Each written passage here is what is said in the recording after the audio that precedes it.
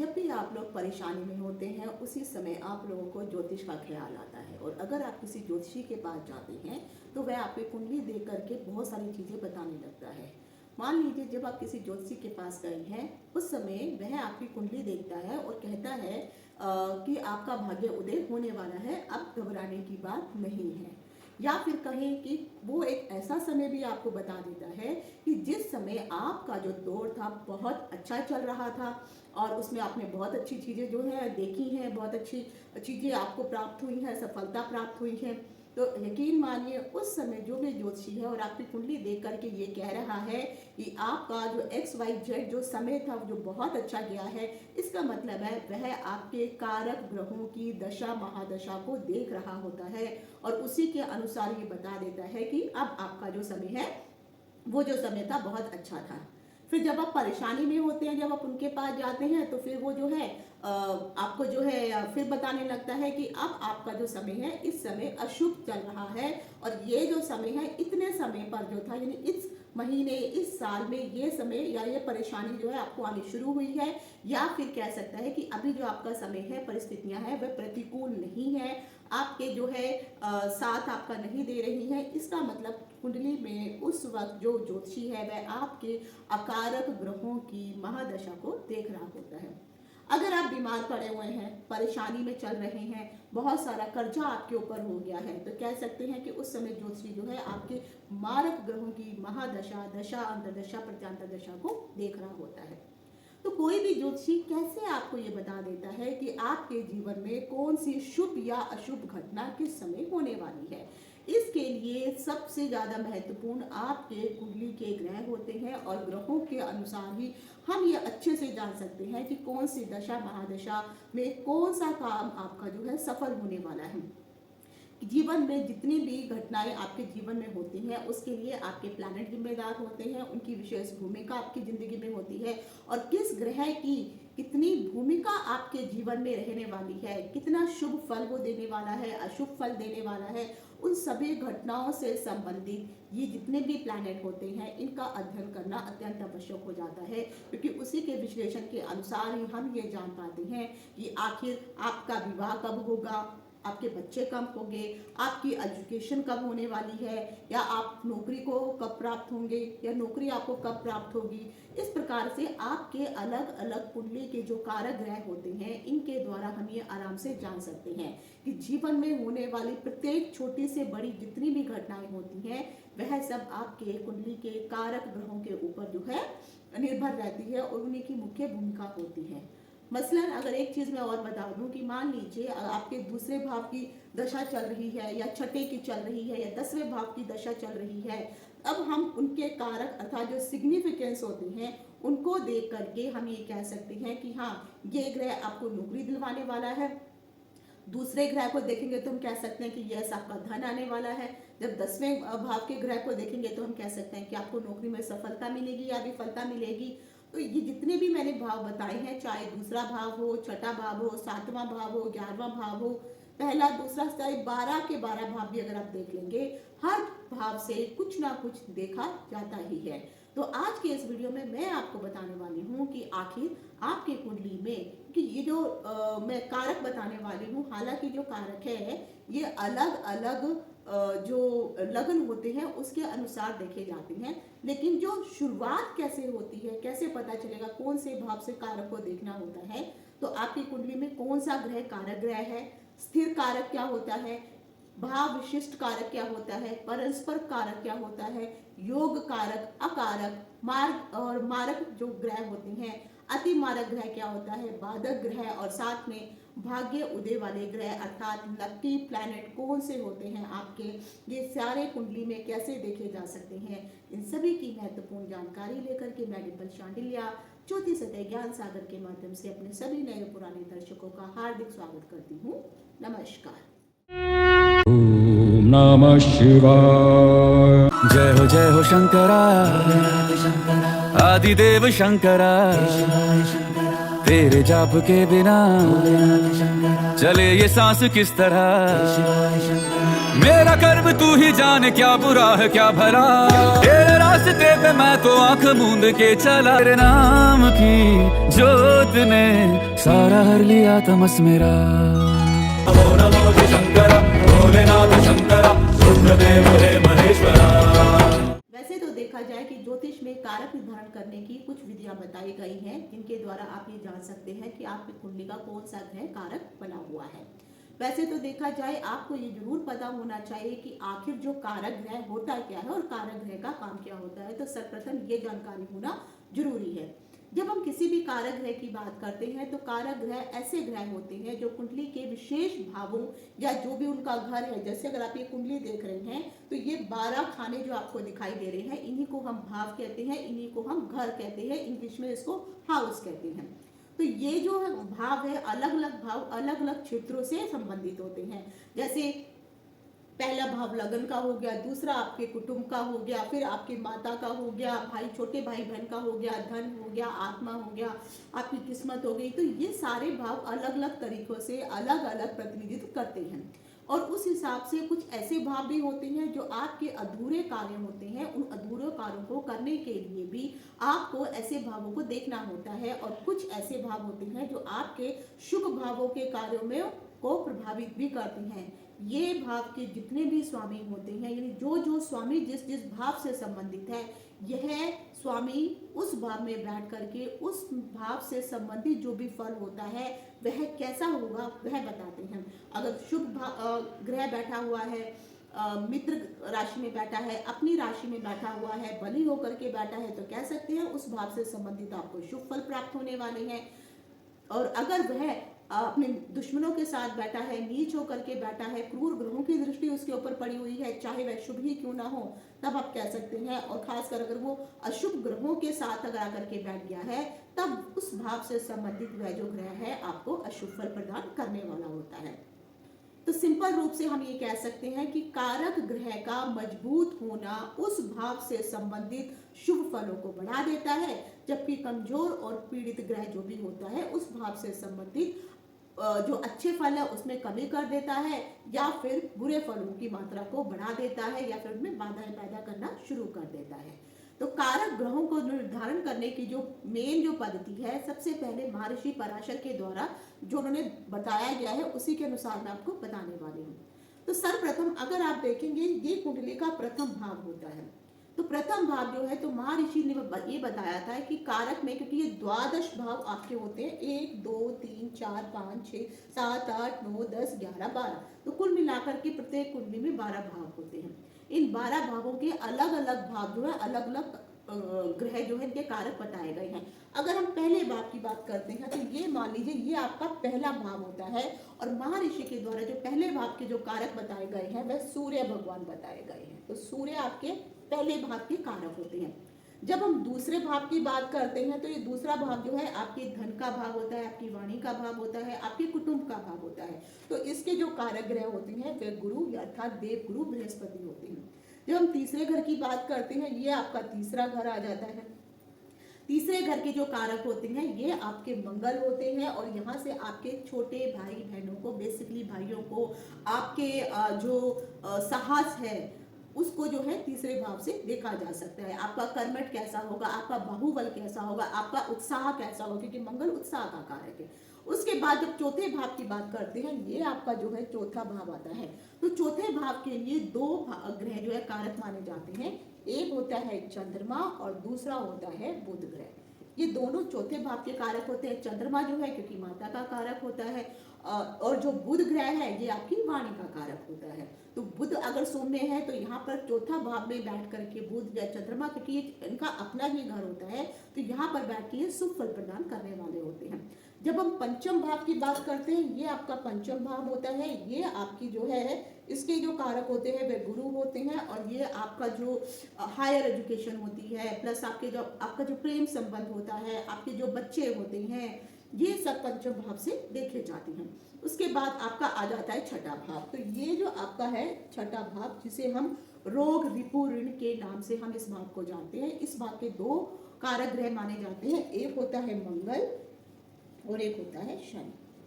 तो दोनों इस भाव के कारक होते हैं। उसके बाद सप्तम भाव की बात करते हैं। जो सप्तम भाव होता है ये आपके, अगर लड़का है तो ये उसकी वाइफ का भाव होगा, अगर लड़की है तो इसके पति का भाव होगा। आपका जो अगर कोई पार्टनरशिप इत्यादि करते हैं तो यहाँ से आपके व्यवसाय पार्टनरशिप वगैरह को देखा जा सकता है। तो सप्तम भाव जो होता है ये, तो इसके जो कारक होते हैं ये शुक्र माने जाते हैं। इसीलिए जब पार्टनरशिप, जब विवाह भी होता है तो विवाह भी हस्बैंड और वाइफ, लड़का और लड़की के बीच की एक प्रकार की पार्टनरशिप होती है जो उन्हें लंबे समय तक निभानी होती है। उसके बाद आ जाता है आपका अष्टम भाव। तो ये आपका जो अष्टम भाव है, अष्टम भाव के जो स्वामी होते हैं, हालांकि क्योंकि ये गुप्त विद्याओं का भाव होता है तो यहाँ पे जो है ये शनि इसके कारक ग्रह बन जाते हैं। उसके बाद आपका आता है नवम भाव। जो नवम भाव है जो आपके भाग्य का कारक माना जाता है। यहाँ से ही आपके इष्ट देव का पता चलता है, आपकी किस्मत कैसे रहने वाली है यहाँ से उस चीज का पता चलता है। साथ में क्योंकि ये पिता के साथ भी जोड़ा जाता है तो पिता के साथ भी आपका संबंध कैसा रहने वाला है ये भी पता चलता है। प्लस आप जो है अध्यात्म की तरफ, ईश्वर के प्रति आपकी श्रद्धा आस्था कैसी रहने वाली है उससे पता चलता है। तो यहाँ पर जो दो ग्रह हैं वह कारक माने जाते हैं। तो एक होता है गुरु जो आपके अध्यात्म को बताता है और जो सूर्य है वो आपके पिता को बताते हैं। उसके बाद आ जाता है आपका दसम भाव। जब हम दसम भाव की बात करते हैं तो दसम भाव में जो है में से आपके कार्य क्षेत्र को देखा जाता है कि आपकी नौकरी वगैरह कैसी होगी, आपके कार्य क्षेत्र का एनवायरनमेंट कैसा होगा। तो दसम भाव के लिए एक नहीं बल्कि 2-3 ग्रह जिम्मेदार बताए जाते हैं। तो इसमें आपको जो है सूर्य भी होता है, बुध भी होता है, गुरु भी होता है और शनि भी होता है। तो यहाँ पर आपके लिए एक शनि, सूर्य, शनि, बुध और एक मैंने और बताया था गुरु। तो ये जो है आपके दसम भाव के स्वामी बन जाते हैं। उसके बाद आपका आता है एकादश भाव। एकादश भाव जो होता है वह आपके लाभ का भाव होता है। यहाँ से हम बेसिकली लाभ को देखते हैं। तो लाभ अर्थात किसी भी प्रकार जो भी गेन्स होते हैं, यानी जो भी आपने धन कमाया है वो धन कहाँ की प्राप्ति कैसे हो रही है, आपको लाभ से। जो भी बिजनेस आपने चलाया उस बिजनेस में लाभ होगा या नहीं होगा वो एकादश भाव से पता चल जाता है। तो जब हम एकादश भाव की बात करते हैं तो इसके जो स्वामी होते हैं वो देव गुरु बृहस्पति इसके स्वामी बन जाते हैं। उसके बाद आपका आता है द्वादश भाव, यानी ये वाला जो द्वादश भाव होता है। यहाँ पे जो है हमेशा इसको हानि का भाव कहती हैं, लॉस का भाव कहती हैं। और जो आपकी जो छोटी बड़ी खासकर जो विदेश की यात्राएं होती हैं उनको भी यहाँ से देखा जाता है। तो जो द्वादश भाव के जो स्वामी होते हैं वह शनि हो जाते हैं। तो अब ये जो मैंने आपको बताया है ये सारे के सारे जितने भी आपको भाव के अनुसार आप अपने जो है एक पेपर में या जो भी है आप नोट करके रख सकते हैं। तो आपको ये हमेशा याद रहेंगे कि पहले भाव का कारक ग्रह कौन सा होता है। तो सूर्य जो है वह, अब एक चीज आपको ये भी ध्यान रखनी होगी कि ये कारक ग्रह तो मैंने आपको बता दिए, लेकिन कौन से ग्रह का काम क्या होता है, किस प्रकार का वो फल प्रदान करता है वो अब आपको समझना होगा। तो सर्वप्रथम जैसे हम सूर्य की बात करते हैं, इनको हम कहते हैं स्थिर कारक। स्थिर कारक का मतलब है इनको जो ड्यूटीज दी गई हैं, उनकी जो जिम्मेदारियां दी गई हैं, ये जिंदगी भर उनकी जिम्मेदारियां वो ही रहने वाली हैं। तो जब हम सर्वप्रथम सूर्य की बात करते हैं तो जो सूर्य है सबसे पहले वो पिता का कारक होता है, आत्मा का कारक, क्योंकि आपकी आत्मा कैसी है वह सूर्य से पता चल जाएगी। सूर्य अगर अकेला बैठा हुआ है तो कहीं ना कहीं कह सकते हैं ऐसे व्यक्ति की आत्मा एकदम पवित्र है। अगर उसके ऊपर क्रूर ग्रहों की दृष्टि पड़ रही है तो कह सकते हैं कि नहीं, डामाडोल है, ये आदमी जो है आत्मा से उतना पवित्र नहीं है। लेकिन शुभ ग्रहों की दृष्टि पड़ रही है तो कह सकते हैं कि हाँ, कई बार कहा जाता है ना कि ये जो XYZ व्यक्ति है वो एकदम देवता के समान है। तो कहीं ना कहीं उनका सूर्य बहुत अच्छा होता है, शुभ ग्रहों की दृष्टि होती है, इसीलिए उनकी आत्मा पवित्र होती है। फिर सूर्य आपके सरकार का कारक भी होता है, धन का कारक भी होता है, फेमस कैसे बनेंगे, प्रसिद्धि का कारक, आपके स्वास्थ्य और उसके अलावा बहुत सारे ऐसे कारक होते हैं सूर्य से संबंधित। तो सब चीजें जो है ये आपको सूर्य से देखनी चाहिए। तो इसीलिए सूर्य जिंदगी को किसी भी कुंडली में भी अगर आप देखेंगे तो सूर्य इन्हीं सभी चीजों का कारक रहने वाला होता है। उसके बाद आता है चंद्रमा। जब हम चंद्रमा की बात करते हैं तो जो चंद्रमा है वह सबसे पहले माता का कारक होता है मन का कारक होता है, आपकी शांति का कारक होता है, आपकी फीलिंग्स अर्थात जो भावनाएं हैं वो कैसी रहने वाली है, आपकी मानसिक स्थिति कैसी रहने वाली है, सुख शांति आपके जीवन में कैसे रहेगी। जितने भी लिक्विड पदार्थ होते हैं, फिर चाहे वो जल हो, चाहे फिर वो रक्त भी क्यों ना हो, आपकी बॉडी में जो जो खून है जो नसों में दौड़ रहा है, कई बार अगर आपने देखा होगा डॉक्टर कह देते हैं कि आपका खून जो है गाढ़ा हो गया है, तो इसका अर्थ यह होता है कि कहीं ना कहीं आपकी कुंडली में चंद्रमा की स्थिति ठीक नहीं है, इसीलिए आपको जो है इस प्रकार की प्रॉब्लम हो रही है। तो आपका खून जो है ठीक हो गया है। तो चंद्रमा की स्थिति ठीक ना होने के कारण जो खून में जो है थक्के जमना, मतलब कुछ क्लोटिंग आना शुरू हो जाती है, खून जो है बहुत ज़्यादा गाढ़ा हो जाता है, जिसके कारण जो नसों में उसका फ्लो जो है अच्छे से हो नहीं पाता है। तो ये सब चीज़ों का जो कारक होता है वह चंद्रमा होता है। और जो भी मैंने तरल पदार्थ यानी पानी जो बताया है, तो पानी ऐसा जो साफ पानी हो वह चंद्रमा का कारक है। जो पीने वाला शुद्ध जल होता है, बाकी जो कोल्ड ड्रिंक वगैरह है ये तरल पदार्थ है, पर चंद्रमा इसका कारक नहीं होता है। उसके बाद जो अगला ग्रह आता है जिसे हम कहते हैं जुपिटर। जब जुपिटर की बात अर्थात गुरु की बात की जाए, तो जो गुरु है वह जो एक तो आपके अध्यात्म के जो गुरु होते हैं वह उनका कारक गुरु होता है, ज्ञान का कारक गुरु है, आपके भाग्य का, पुत्र का, प्रेम का, धर्म का, इन सभी चीज़ों और इसके अलावा बहुत सारे ऐसे कारक हैं जिनका जो है गुरु उनके जो है उस गुरु के अंतर्गत जो है वह कारक आते हैं। तो वो आगे जब आप या तो फिर आप बहुत सारे कारक जानना चाहते हैं तो मेरी जो है ऑनलाइन क्लासेस चलती हैं, तो आप उसको जो है ज्वाइन कर सकते हैं। इवन मैं एक बात ये भी कहना चाहूँगी कि अभी जो है मैं नेक्स्ट ईयर से जैसे ही 2026 की शुरुआत होगी, मैं फिर जो है एक कोशिश ये करूँगी कि वीकली ऑल्टरनेटिव डेज में मैं लाइव शुरू करने वाली हूँ, क्योंकि बहुत सारे ऐसे लोगों के क्वेश्चंस भी आते रहते हैं जिनका जो है आप टाइप करके आंसर नहीं दे सकते। तो बहुत सारी ऐसी टेक्निक होती हैं, तो मैं लाइव सेशन के द्वारा भी आपको वो बता सकती हूँ, और उससे एक आपको ये भी आइडिया आएगा कि हाँ, जब मैं क्लासेस लेती हूँ, सेशन लेती हूँ, उस समय किस प्रकार से पढ़ाया जाता है, तो उसकी भी आपको एक नई झलक जो है उनमें देखने को मिल जाएगी। तो ये हो गया फिर गुरु का कारक। उसके बाद आता है शुक्र। शुक्र भी शुभ ग्रहों में माना जाता है। हालांकि एक चीज मैं बताऊंगी, जो सूर्य है ये शुभ होते हैं, लेकिन कहीं ना कहीं इनको क्रूर ग्रहों की संज्ञा दी जाती है। क्रूर का मतलब होता है क्योंकि सूर्य अग्नि का कारक है, इनमें गर्मी होती है, तपस होती है, इसीलिए कहीं ना कहीं जो है इनको जो है क्रूर ग्रह माना जाता है। फिर उसके बाद जब चंद्रमा की बात करते हैं, तो जो चंद्रमा है वह शीतलता का कारक होता है। तो जो चंद्रमा को सौम्य ग्रह माना जाता है, लेकिन ये तब सौम्य होते हैं जब ये शुक्ल पक्ष के हों, यानी छठी तिथि से लेकर के कृष्ण पक्ष की पंचमी तिथि तक का जो चंद्रमा होता है ये सौम्य और शुभ माना जाता है। फिर आता है बृहस्पति। बृहस्पति भी शुभ ग्रहों के अंतर्गत गिने जाते हैं। अब आते हैं शुक्र। जो शुक्र ग्रह है ये भी शुभ ग्रहों के अंतर्गत गिने जाते हैं। तो जो शुक्र कारक होते हैं, पत्नी का कारक, खासकर जो जितने भी पुरुष होते हैं, पुरुष में के लिए जो वाइफ का कारक होता है वह शुक्र होता है। अगर आपकी कुंडली में शुक्र की पोजीशन ठीक है तो आपको अच्छी वाइफ मिलेगी, और शुक्र की कंडीशन ठीक नहीं है तो आपकी वाइफ जो है उसके साथ आपकी नहीं बनेगी, कुछ ना कुछ कलह कलेश आपकी जिंदगी में लगा रहता है।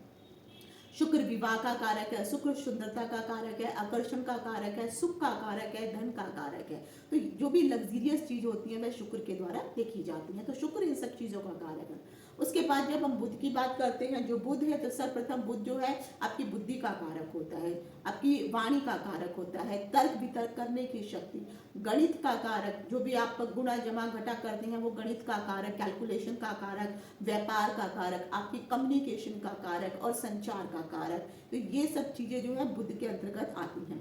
जब हम मंगल की बात करते हैं तो मंगल जो है सबसे पहले जो है मंगल जो है आपके साहस को बताने वाला होता है, कर्जों को बताने वाला होता है, छोटे भाई के पराक्रम को बताने वाला होता है, और खासकर छोटे भाई को बताता है, आपके पराक्रम को बताता है, ऊर्जा को बताता है, साहस हो गया, शक्ति हो गया, जमीन हो गया, और खून का कारक, और खासकर लड़ाई झगड़े और युद्ध का कारक भी कहीं ना कहीं मंगल होता है। जैसे आजकल जो अगर आप देख रहे हैं पिछले काफी सालों से जो है 2-3 सालों से यूक्रेन और रशिया की जो लड़ाई चल रही है, तो उसका कारक क्या है, वो क्यों ऐसा हुआ, क्योंकि सैटर्न और जो मंगल होते हैं जब भी ये आपस में मिलते हैं या जब भी इनका एक दूसरे को गोचर वगैरह होता है, दृष्टिपात होता है, तो ये दो ग्रह ऐसे हैं जो लड़ाई झगड़ा करवाते ही हैं, इन्हीं से ही युद्ध निर्धारण भी होता है, और कई बार इसमें राहु भी जो है अपना सहयोग देना शुरू कर देते हैं।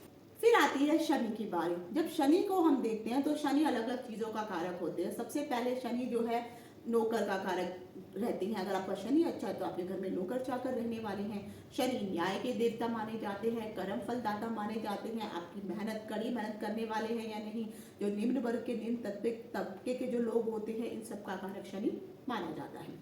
उसके बाद जब राहु की बात आती है तो राहु भी किसी न किसी चीज़ के कारक तो होते हैं। तो सबसे पहले आपकी जो आकांक्षाएं होती हैं, यानी आपकी जो इच्छाएं होती हैं, उसका कारक है, भ्रम का कारक है, आपकी जितनी भी भौतिक इच्छाएं हैं उनका कारक राहु माना जाता है। और टेक्नोलॉजी का कारक राहु है, विदेश गमन का कारक राहु है, अचानक होने वाली घटनाएं, चाहे वे अच्छी घटनाएं हो या बुरी घटनाएं हो, उनका कारक राहु माना जाता है। और जो मलेच्छ लोग होते हैं और जो विदेशी लोग होते हैं, इन सब का कारक राहु माना जाता है। फिर आता है केतु की बारी। तो जो केतु है वह सर्वप्रथम केतु को मोक्ष का कारक माना जाता है। उसके बाद केतु को अध्यात्म का कारक माना जाता है, त्याग है, वैराग्य है, अंतर्ज्ञान है, रहस्य है। केतु काटने छाटने वाला ग्रह माना जाता है। तो एक्सीडेंट भी होने का कारक केतु ही होता है। और रहस्यों को जानना, पूर्व जन्म के कार्यों के और पूर्व जन्म के कर्मों को का जो इंडिकेशन देता है वह कहीं ना कहीं केतु जो के द्वारा देखा जा सकता है। केतु आपके नाना का कारक होता है। जो गूढ़ रहस्यों वाली बातें होती हैं उन सब का कारक जो है कहीं ना कहीं केतु ही माना जाता है। तो ये जो मैंने आपको स्थिर कारक बताए हैं, तो केतु कुंडली के किसी भी भाव में होगा तो ये हमेशा इन्हीं चीजों को ही इंडिकेट करेगा। अभी जैसे मैंने कहा कि जो केतु है वो मोक्ष का कारक माना जाता है। केतु जो है काट छाट का, एक्सीडेंट का कारक माना जाता है। तो अगर वो मान लीजिए केतु अष्टम भाव में अगर आकर के बैठ गया है तो ये पक्का है कि कहीं ना कहीं आपका एक्सीडेंट तो होगा ही होगा। लेकिन वो एक्सीडेंट जब अगर उसके ऊपर शुभ ग्रहों की दृष्टिपात हो रही है तो वो एक्सीडेंट कब होगा, बड़ा होगा, छोटा होगा, कितने समय में होगा, ये सब चीजें जो है कुंडली देख के निर्धारित की जा सकती हैं। और साथ में जब आपके गोचर के ग्रह होते हैं उनसे पता चलता है। अब उसके बाद ये जो मैंने आपको स्थिर कारक बता दिया और जो कारक बता दिए ये हमेशा ऐसे ही रहते हैं। ये प्रत्येक भाव के कारक मैंने बता दिए। और स्थिर कारक मतलब सूर्य से आपको क्या क्या चीजें देखने को प्राप्त होंगी। जैमिनी ऋषि भी बहुत अच्छे ज्योतिषी थे और उन्होंने भी ज्योतिष को लेकर के बहुत सारी पुस्तकें लिखी और बहुत सारे लोग जो है जैमिनी ज्योतिष को भी अपनाते हैं। लेकिन जो जैमिनी ज्योतिष होता है, जब वो कारक की बात करते हैं तो वह जितने भी आपके प्लैनेट, 9 प्लैनेट है, ये प्लैनेट ना किसी अंशों पर रहते हैं। तो अर्थात ये 1 डिग्री से लेकर के 30 डिग्री के बीच, 30 अंशों के बीच का जो उनका टाइम फ्रेम होता है, इन अंशों पर ये जो कारक रहने वाले ग्रह रहने वाले होते हैं। और जैमिनी ऋषि के द्वारा ये कहा गया है कि ये जितने भी जो चर कारक है ये ग्रहों के अंशों के ऊपर ही निर्भर करते हैं। तो जो सबसे अधिक वाला अंश वाला जो कारक होता है, तो आपको अपनी कुंडली देखनी है। और कुंडली में आजकल हर किसी कुंडली में, खासकर जब सॉफ्टवेयर से आप निकालते हैं तो पता चल जाता है कि कौन सी कुंडली में जो है ग्रह जो है कौन से अंशों पे आकर के बैठा हुआ है। तो जैमिनी ज्योतिष में ये कहा जाता है कि जो सबसे अधिक अंशों वाला, अब यहाँ पे अंशों पे आपको ध्यान देना होगा। हालांकि मैंने अंशों को लेकर के ऑलरेडी वीडियो बना रखा है तो उनको आप जरूर जाकर के देखिए। लेकिन यहाँ पे जो है आपको जो सबसे अधिक अंश होंगे वो आपको देखने होते हैं। लेकिन यहाँ पे जो है 29 और 30 डिग्री के अंशों को जो है सबसे अधिक अंश नहीं माना जाता है। पीछे कारण क्या है वो ऑलरेडी मैंने वीडियो में एक्सप्लेन किया है, डिस्क्रिप्शन में उसका लिंक दे दूंगी, तो आप जरूर देखिए। तो जो सबसे अधिक अंशों में जो भी आपका ग्रह होगा वह आपका आत्मा कारक बनेगा। उसके बाद मान लीजिए कि एग्जांपल लेते हैं कि कोई ये ग्रह जो है 27 अंशों पे है, तो जो भी ग्रह आपका 27 अंशों पे है वो आपका आत्मा कारक हो जाएगा। उसके बाद उसके नीचे मान लीजिए कोई जो ग्रह है वह 25 अंशों पे है, तो जो भी आपका ग्रह 27 के नीचे वाले अंशों पे होगा तो वह आपका अमात्य कारक बन जाता है। उसके बाद अब 25 अंशों के नीचे जो भी ग्रह होगा, फिर अगला ग्रह ढूंढिए कि वो 25 अंशों से नीचे वाला कौन सा ऐसा ग्रह है जिसके 25 अंशों से कम अंश है। तो मान लीजिए किसी के जो है 23 अंशों पे कोई ग्रह आ जाता है, तो ऐसा जो अंश होगा ऐसा जो ग्रह होगा जो 23 अंशों पे है, ये आपका भ्रातृ कारक बन जाता है। अर्थात भ्रातृ कारक का मतलब होता है आपके भाई का कारक बन जाता है। अब उसके बाद भ्रातृ कारक के बाद फिर आपको देखना है कि उससे और कम अंशों वाला कौन सा ग्रह है। अभी जैसे मैंने बताया कोई 23 अंश पर है, तो मान लीजिए कोई जो है 21 अंशों पर मान लीजिए, तो अब 21 अंशों पे जो भी ग्रह होगा वह आपका फिर जो है पुत्र कारक बन जाता है। तो यानी आपके पुत्र के बारे में उस ग्रह से पता चल जाता है। उसके बाद जो अन्य उससे कम अंशों वाला होगा, मान लीजिए कोई 18 या 19 अंशों पर है, तो फिर वो आपको जो है दारा कारक के अंतर्गत गिना जाता है। तो दारा कारक का अर्थ होता है कि आपकी पत्नी का जो भी कारक होगा वह ग्रह माना जाता है। तो ये जो मैंने आपको बताया आत्म कारक, अमात्य कारक, भ्रातृ कारक, पुत्र कारक और दारा कारक, ये सारे जो है अंशों के ऊपर डिपेंड करते हैं और इन अंशों के अनुसार ही आपके जीवन में जो जो चीजें मैंने बताई हैं, आपकी आत्मा के बारे में, आपके अमात्य कारक के बारे में, भाई पत्नी, इन सब के बारे में इन ग्रहों के द्वारा देखा जाता है। जब हम राहु केतु की बात करते हैं तो कुल मिलाकर के जब 9 ग्रह होते हैं, 9 में से 7 ग्रहों को ही जैमिनी ज्योतिष में जो है कारक की संज्ञा दी गई है। राहु केतु को कारक नहीं माना जाता है। लेकिन एक चीज उन्होंने ये अवश्य बताई है कि मान लीजिए कोई भी ग्रह जो अगर आपके लगन के साथ जुड़ा हुआ है और यही आपका अगर लग्नेश बन जाता है और लग्नेश ही की ही अगर आपकी दशा महादशा चल रही है और ये लग्नेश ही आपका अगर आत्मकारक बन जाता है, तो उस समय जब आपकी ये दशा महादशा में उस ग्रह की जो आपके आत्मकारक का जो ग्रह है, चल मान लीजिए सूर्य आपका आत्मकारक बन गया है, तो जब ये सूर्य की दशा महादशा चलेगी और यही अगर आपका लग्नेश है तो यह जो दशा होगी ये बहुत ही शुभ जाने वाली होगी और इससे आपको अच्छा फल प्राप्त होगा। लेकिन मान लीजिए कि यही आत्मकारक जो है, जो सूर्य है, वो अष्टम भाव में आकर के बैठ गया है, तो एक चीज का जरूर ध्यान रखिए, चाहे चंद्रमा हो या सूर्य हो, इन दोनों को अष्टमेश का वैसे तो दोष नहीं लगता है, लेकिन क्योंकि इनके भी लगन बनते हैं। तो लगन 3 प्रकार के होते हैं। एक तो लगन हो गया चाहे जो भी राशि आपके लगन में फर्स्ट भाव में आ जाती है।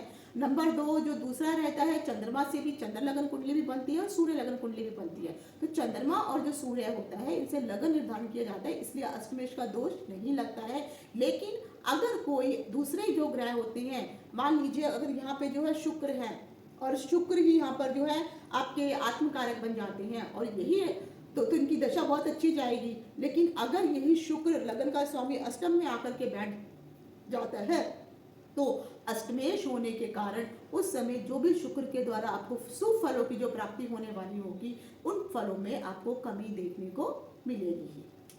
उसके बाद अगला जो आता है ग्रह, उसे हम कहते हैं योग कारक। अब ये योग कारक ग्रह क्या होता है, ये बहुत जरूरी है जानने के लिए, क्योंकि आप अपनी कुंडली में सिर्फ सिंपल ही कुंडली खोल करके आप कभी ये नहीं कह सकते कि हाँ ये आपको ये फल मिलेगा वो फल मिलेगा, ऐसा जरूरी नहीं है, क्योंकि ये सब जानने का भी बहुत अधिक महत्व होता है। तो जब हम योग कारक ग्रह की बात करते हैं तो शास्त्र में कहा गया है योग कारक ग्रह वैसा ग्रह होता है जो किसी भी कुंडली में एक साथ या तो वो केंद्र में, अब केंद्र कौन से होंगे, तो ये पहला, चौथा, 7वां, 10वां ये केंद्र माने जाते हैं। तो या तो ये केंद्र के मालिक होकर के बैठे हों या फिर ये जो है त्रिकोण में बैठे हो। अब त्रिकोण कौन सा होता है, जो पहला वाला, 5वां वाला और ये जो 9वां जो भाव होता है, ये त्रिकोण के कहलाते हैं। इसमें सबसे अधिक जो शुभ फलदायी माना जाता है वह त्रिकोण के ग्रह जो है शुभ फलदायी माने जाते हैं। लेकिन जो भी प्रत्येक ग्रह केंद्र का भाव में आकर के, यानी पहला, चौथा, 7वां और 10वें भाव का स्वामी हो करके अगर वो वहां पर आकर के बैठ जाता है तो ऐसा वाला जो ग्रह होता है वह निष्फल हो जाता है, उसमें फल देने की उतनी ताकत नहीं रहती है। लेकिन अगर वो ग्रह जो है त्रिकोण में आकर के, यानी 1, 5, 9 में भाव में, जहाँ पे आपको 1, 5, 9 जो गिनतियां दिख रही हैं ये मैंने भाव के अनुसार डाली है, तो जो मैं नंबर बोलूंगी तो आपको यही नंबर और यही भाव समझने हैं।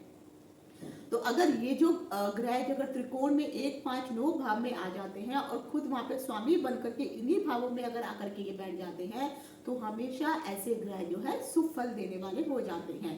और ये एक ही साथ अगर कोई ग्रह त्रिकोण में भी का भी मालिक बन जाता है और केंद्र का भी मालिक हो जाता है, तो ऐसा जो ग्रह होता है, क्योंकि दोनों जगह का स्वामी होने के कारण ऐसा ग्रह अति योगकारी अर्थात अत्यंत शुभ फलदायी देने वाला ग्रह बन जाता है।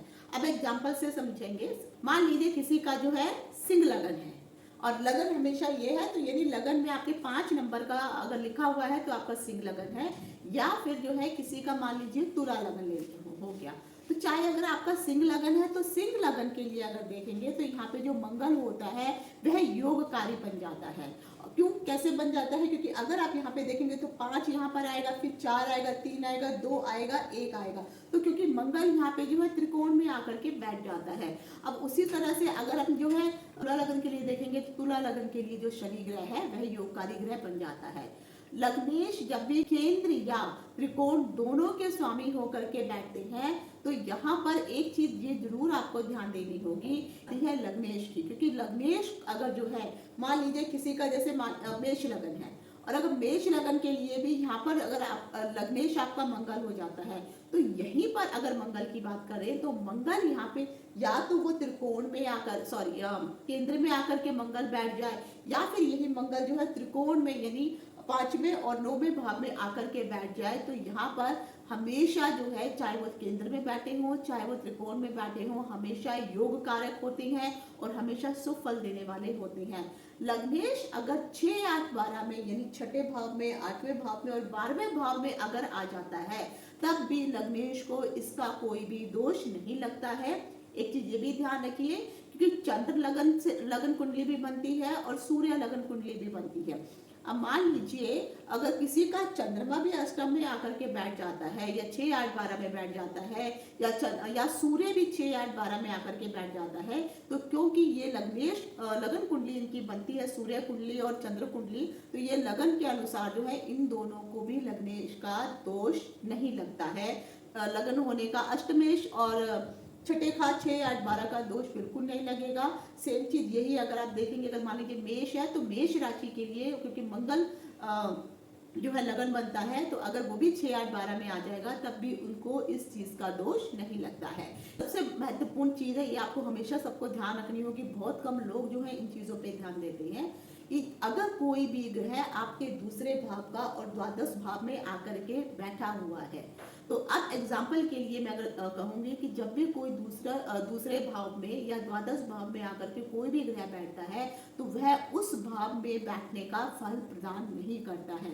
एग्जाम्पल के लिए जैसे भी यहाँ पर जो है दूसरे भाव का स्वामी कौन हो जाता है क्योंकि दूसरा भाव जो है ये वृष राशि पड़ती है तो वृष राशि का जो स्वामी होगा वह होगा शुक्र। और अगर हम द्वादश भाव की बात करते हैं तो द्वादश भाव का जो स्वामी होगा वो 12वीं राशि यानी गुरु, मीन राशि है तो मीन राशि के स्वामी जो है गुरु हो जाएंगे। तो अगर मान लीजिए किसी का गुरु यहीं पे बैठा हो और किसी का शुक्र यहाँ पर बैठा है तो गुरु द्वादश भाव का फल नहीं देगा, शुक्र दूसरे भाव का फल नहीं देगा। अब होगा क्या क्योंकि शुक्र की भी 2 राशियां हैं और गुरु की भी 2 राशियां हैं तो शुक्र की अगली राशि आती है वो तुला राशि आती है। तो शुक्र यहाँ पर बैठने के बावजूद भी शुक्र इस भाव का फल ना दे करके इस सप्तम भाव का फल देगा क्योंकि वह जो तुला राशि है वह भी शुक्र की होगी।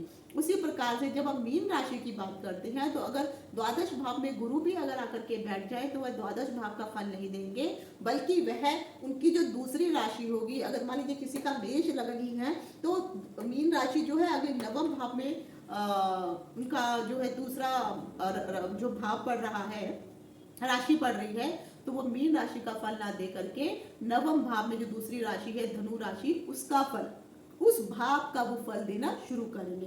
तो ये जरूर आपको ये चीज ध्यान रखनी चाहिए। और एक चीज ये भी याद रखिए कि अगर कोई शुभ ग्रह या कोई वक्री होकर के अत्यधिक शुभ हो जाता है क्योंकि ये जरूर याद रखिए कोई उच्च का ग्रह हो अपने ही भाव में बैठा हो या फिर जो है मित्र राशि में आकर के बैठा हो और वक्री होकर के बैठा हो तो ऐसे ग्रह हमेशा शुभ फल देने वाले होते हैं और अशुभ ग्रह अधिक अशुभ फल दे करके ही जातक को परेशान करने वाले होते हैं।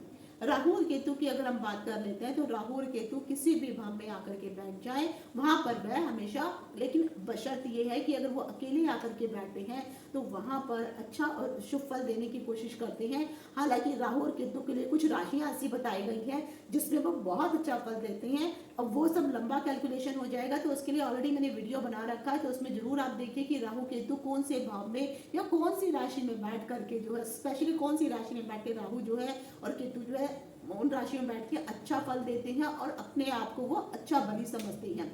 तो राहु और केतु जिस भी भाव में बैठे होंगे अकेले बैठे होंगे तो उसी भावेश का वो फल देने वाले होते हैं। लेकिन अगर यही दोनों जो है केंद्र में आ जाते हैं या त्रिकोण में आ जाते हैं, केंद्र मतलब 1, 4, 7 और 10 में, त्रिकोण मतलब 1, 5, 10 में अगर आकर के शुभ ग्रहों का त्रिकोण और केंद्र में बैठना शुभ बिल्कुल भी नहीं माना जाता है। तो अगर ये यहाँ पर आकर के बैठ जाते हैं तो कहीं ना कहीं केंद्र या त्रिकोण में बैठने के कारण यहाँ पे अगर उनके साथ अगर कोई किसी ग्रह की युक्ति भी हो जाती है, अब जैसे मान लीजिए 1, 5 और 9 और बाद में 1, 4, 7 और 10, इनमें से कोई भी भाव का जो स्वामी है, मान लीजिए इनमें से किसी भी ग्रह जो भी अगर चंद्रमा है, अगर चंद्रमा जो है मान लीजिए केंद्र में बैठ गया, त्रिकोण में आकर के बैठ गया, और अगर यहाँ पे राहु या केतु की इनकी युक्ति हो जाती है, तो पहले तो कोशिश इनकी ये रहती है कि ये डोमिनेट किसको कर सकते हैं। तो क्योंकि चंद्रमा जो के साथ अगर केतु बैठेगा तो जरूर वो भी ग्रहण का काम करेगा, राहु बैठेगा तो वो भी ग्रहण का काम करेगा।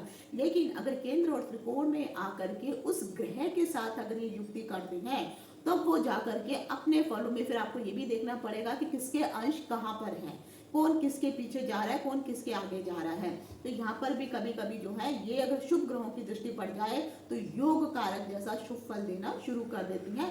बाकी ये जो है इनके जो अपने कारक तत्व है, इनके जो अपने प्रभाव है, वो कहते हैं ना चोर चोरी से जाए हेरा फेरी से नहीं जाए। तो जरूर जो राहु केतु का प्रभाव है, ये प्रभाव वहां पर रहेगा जरूर। लेकिन कोशिश फिर भी यही करेंगे कि उनके साथ बैठ करके अपने मित्रों के साथ, या फिर जो भी मैंने अन्य ग्रह जिनके साथ राहु बैठ करके जो है शुभ फल देने लगता है, तो उनके साथ बैठ करके कहीं ना कहीं ये योग कारक बन करके शुभ फल देने वाला हो जाता है। उसके बाद जब अगला आता है उसको हम कहते हैं परस्पर कारक। अब यहाँ पे परस्पर कारक क्या होता है? परस्पर का मतलब है एक साथ। तो जब भी कोई भी ग्रह उच्च का हो जाता है या मूल त्रिकोण राशि में या फिर वह अपनी स्वयं राशि में आकर के अगर वह केंद्र में बैठ जाता है और वहीं पे स्थित रहता है, जैसे मान लीजिए मंगल है, तो मंगल अगर यहीं पे केंद्र में भी आ जाए तो मंगल त्रिकोण में भी आ जाएगा और केंद्र में भी आ जाएगा। या जैसे 4 है तो ये चंद्रमा अगर यहाँ पे ले लीजिए तो चंद्रमा यहाँ पे जो है केंद्र में आ गया और अपने ही घर में आ गया। तो कोई भी अगर ऐसा ग्रह वो अपनी राशि में आ जाए, अपने भाव में आ जाए, मूल त्रिकोण में आ जाए, मित्र के साथ भी अगर आ जाए, तो यहाँ पर बैठे हुए जो ग्रह हैं परस्पर सहयोगी ग्रह बन जाते हैं। अर्थात वहाँ पर अपने ही घरों में बैठ करके ऐसे जो ग्रह होते हैं शुभ फल प्रदान करने वाले होते हैं। अगर जैसे मान लीजिए 10वें भाव में स्थित कोई भी अगर ग्रह होता है, वह कारकों के अनुसार जो है अधिक शुभ फल प्रदान करने वाला बन जाता है, क्योंकि ये जो है आपका कार्य का भाव होता है। यहाँ पे देखिए शुक्र भी है, गुरु भी है, सूर्य भी और बुध भी है, तो ये इस भाव के कारक ये ग्रह माने गए हैं। तो यहाँ पर जो कोई भी ग्रह, जैसे मैंने कहा अगर यही ग्रह यहाँ पर आकर के भी बैठ जाते हैं तो कहीं ना कहीं यहाँ पे शुभ फल देने वाले वो बन जाते हैं। और अगर मान लीजिए अपनी राशि में आ जाते हैं और बली बन जाते हैं तो और ही बात क्या है। और खासकर कुछ शास्त्रों के अनुसार या कुछ ऋषियों के अनुसार ये भी कहा गया है कि पंचम भाव में भी अगर कोई भी ग्रह अपने उच्च का होकर के बैठ जाता है या मित्र राशि या स्वयं राशि में आकर के स्थित होकर के बैठ जाता है, तब भी ये वहां पर बैठ करके कारक वाला ही शुभ फल प्रदान करने वाला होता है। जब भी आपके जो कारक ग्रह होते हैं ये बलवान स्थिति में अगर आकर के बैठ जाते हैं, तो ऐसे ग्रह आपको हमेशा जीवन में जो है सुख, समृद्धि, धन, इन सभी चीजों की वृद्धि करने वाले होते हैं। और हमेशा जो भी कोई ना कोई अगर हर्डल आपकी जिंदगी में पड़ता है तो उन हर्डल्स को, उन मुश्किलों को वो दूर करने वाले ग्रह बन जाते हैं। अब आ गया अगला ग्रह आता है, क्योंकि मैंने कारक बता दिया। कारक और अकारक ग्रह अगर देखेंगे तो इन दोनों में जो है कारक मैं बता चुकी हूँ। जब अकारक ग्रह और मारक ग्रह की बात की जाती है तो देखा जाए तो ये दोनों ही एक जैसे ही फल देने वाले होते हैं। इन्हीं को एक या अकारक ग्रह बोल लीजिए या मारक ग्रह बोल लीजिए। और फिर अगला आता है अति मारक ग्रह। तो जो अति मारक ग्रह होता है, ये जब आगे मैं बताऊंगी तब आपको समझ में आएगा कि अति मारक ग्रह भी क्या होता है। तो जब हम मारक ग्रह की बात करते हैं, मारक से खुद ही आपको समझ में आ जाता है कि मारने वाला, यानी आपको ऐसा नहीं है कि आपकी मृत्यु हो जाएगी, लेकिन ये जरूर है कि आपको परेशानियां जरूर देने वाले ये ग्रह बन जाते हैं। तो ज्योतिष के अनुसार जो भी मारक ग्रह होते हैं और जन्म कुंडली में किसी भी व्यक्ति के जीवन काल जब चल रहा होता है, उसमें हर ग्रहों की दशा महादशा आती है। और खासकर अगर मान लीजिए किसी का अंतिम समय चल रहा हो और उस समय अगर मारक दशा की दशा, अंतरदशा या गोचर में भी अगर वो ग्रह आ जाता है तो कहीं ना कहीं ऐसे जातक को मृत्यु तक हो सकती है या फिर मृत्यु तुल्य कष्ट भी झेलना पड़ता है। कई बार ऐसे जातकों को जो है किसी प्रकार की कोई गंभीर बीमारी हो सकती है, कोई दुर्घटना हो सकती है, एक्सीडेंट हो सकता है या कुछ ना कुछ दुख का कारण जो है आपको देखे जा सकता है।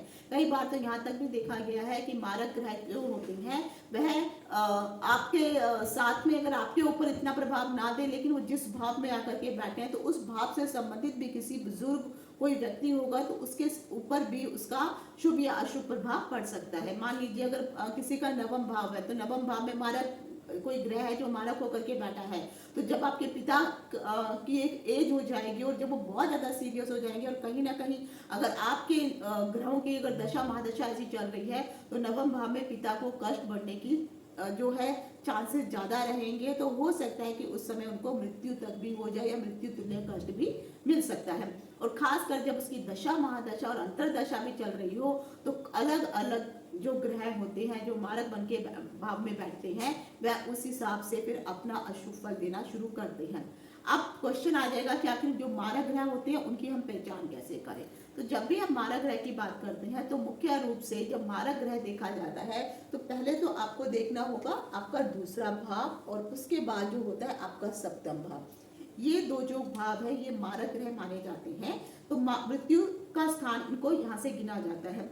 हालांकि कुछ लोगों के अनुसार जो है अष्टम भाव से भी मृत्यु का स्थान देखा जाता है, लेकिन हाँ ये बात सत्य है कि कई बार जब हम कुंडलियों में जब प्रचुर कुंडली वगैरह या कुछ अन्य कुंडलियों की भी सिचुएशन देखते हैं तो उस समय हम अष्टम भाव को भी देखते हैं कि यहाँ पे भी मार्केश का हिसाब बनता है। लेकिन यहाँ से जो है आपकी लंबी आयु, आपकी आयु के बारे में भी देखा जाता है कि आपकी आयु कैसी रहेगी। लेकिन एक चीज ये भी है कि इस भाव में बैठे हुए जो भी ग्रह होते हैं यह जरूर सुनिश्चित करते हैं कि आपकी जो मृत्यु होने वाली है वह कैसी होने वाली है, यानी पीसफुल मृत्यु होगी, एक्सीडेंट से मृत्यु होगी या फिर जो है लंबी उम्र के बाद आपकी मृत्यु होगी, या ऐसा तो नहीं है कि 2-2, 3-3 साल आपको बेड पे ही गुजारने पड़ेंगे।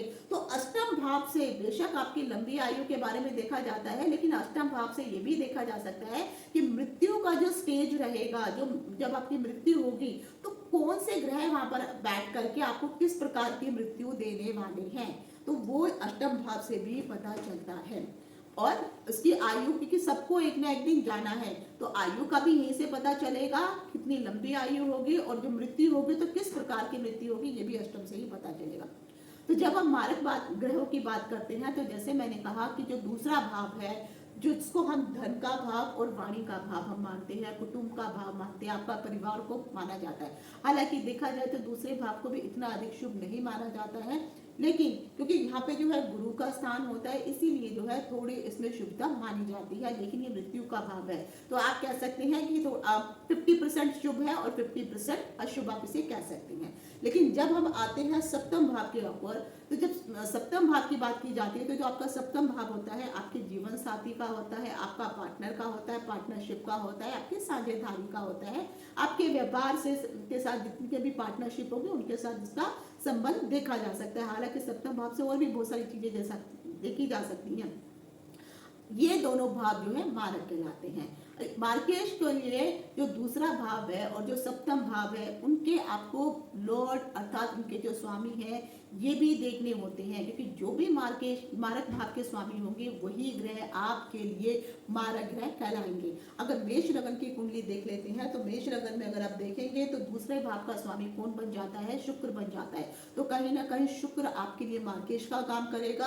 और अगर हम सप्तम भाव में भी देखेंगे तो यहाँ पे भी देख लीजिए कि सप्तम भाव में भी जो है यहाँ पे शुक्र की ही राशि है। तो इस जो भी मेष लगन का जो जातक होगा इसके लिए शुक्र दोनों जगह दूसरे भाव में और सप्तम भाव में शुक्र की ही राशि पड़ती है।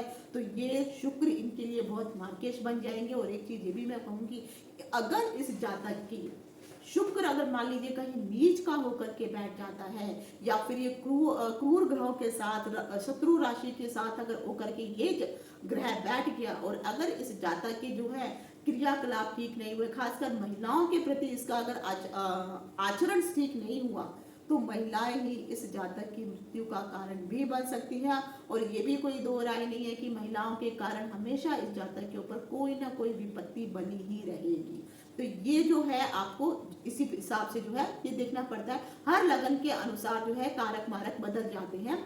ये एपिसोड खत्म होने के पश्चात फिर मैं 12 लग्नों का जो है पूरा मैं जो अलग अलग वीडियो बनाने वाली हूँ। लेकिन उससे पहले मैं बताऊंगी आपको कि अभी नया साल आने वाला है और सभी लोग जो है नए साल के लिए हर कोई अपना भविष्य जानना चाहता है। तो मैं नक्षत्र सिद्धांत के अनुसार बताऊंगी कि आपके जो आने वाला 2026 है वो कैसे जाएगा। उसका फिर जो है वीडियो जरूर देखिए तो आपको समझ में आएगा। आप राशियों के अनुसार जरूर सुनिए, लेकिन फिर नक्षत्रों को भी महत्व देना बहुत अधिक जरूरी होता है क्योंकि वो सबसे सूक्ष्म विश्लेषण होता है।